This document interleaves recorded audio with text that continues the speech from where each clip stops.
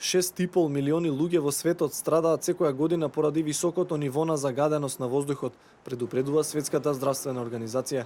Според нивните податоци, само 1 од 10 жители на планетава живее на место каде квалитетот на воздухот е според препораките на СЗО.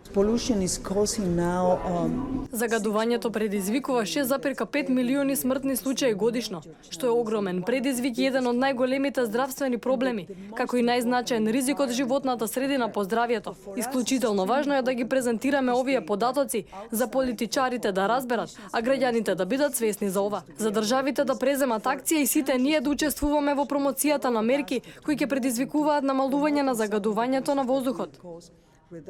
Од Светската здравствена организација апелираат дека се потребни драстични мерки за подобрување на квалитетот на воздухот, како најкритични точки се посочени најнаселените подрачја во светот.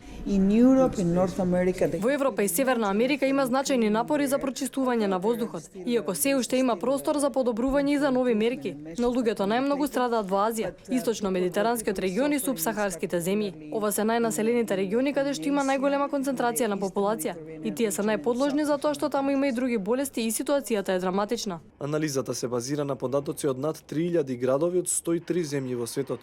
Покрај мерење од површината, користени се и сателитски податоци.